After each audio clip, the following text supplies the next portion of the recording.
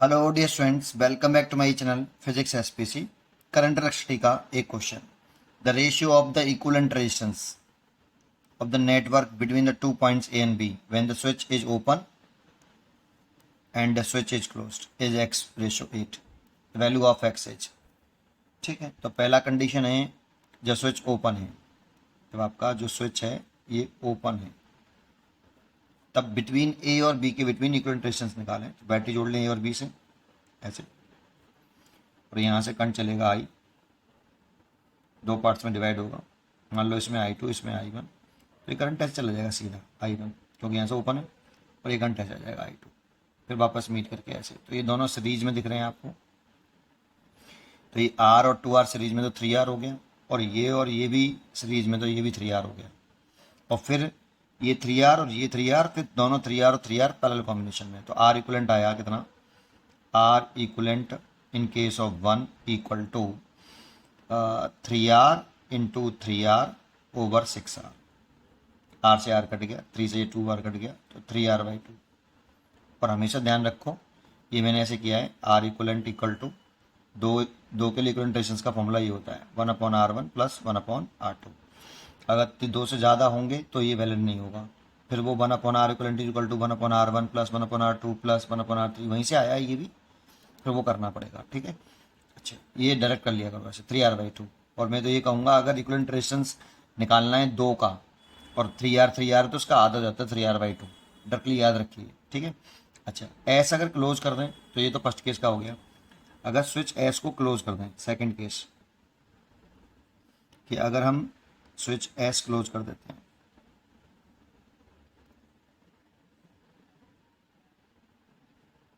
ये स्विच था और ये हमने क्लोज कर दिया, और अब again equivalent resistance between point A and B.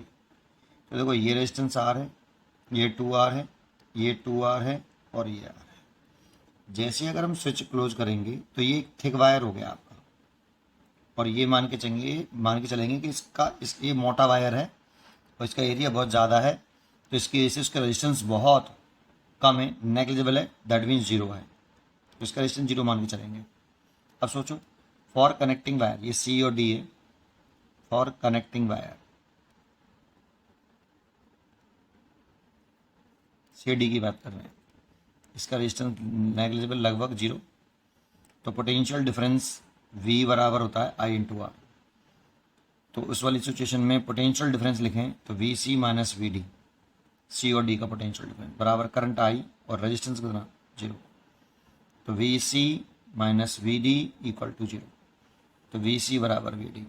तो C और D का पोटेंशियल सेम होगा, तो लेट कर लो इसका X है। C और D का पोटेंशियल सेम होगा, तो इसका X वोल्ट है, तो इसका भी X वोल्ट हो गया।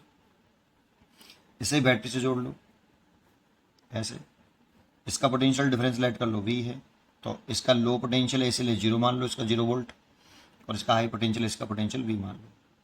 अब चेक करो, इसका इस रेजिस्टेंस के अक्रॉस पोटेंशियल डिफरेंस कितना है? V माइनस एक्स, और इसके अक्रॉस कितना है? V minus x.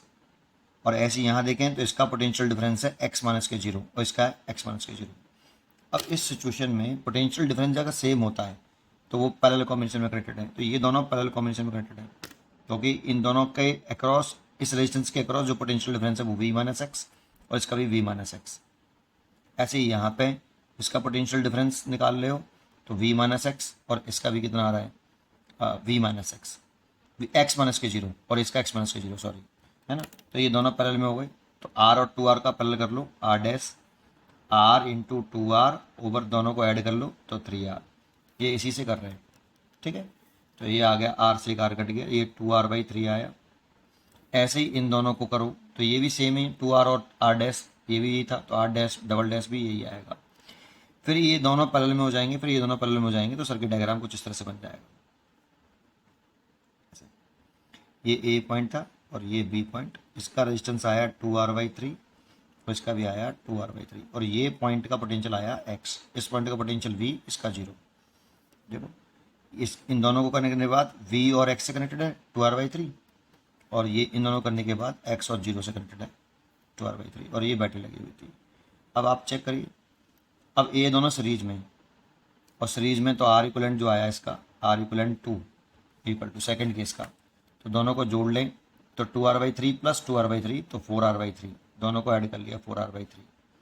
अब दोनों का रेशियो पूछ रहा है, आर इक्वलेंट 1 और आर इक्वलेंट 2 का रेशियो।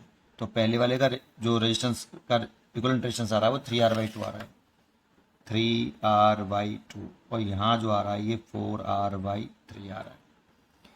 तो r से तो r कट के आपका 3 ऊपर पहुँच जाएगा तो 9/8 हो गया, है ना।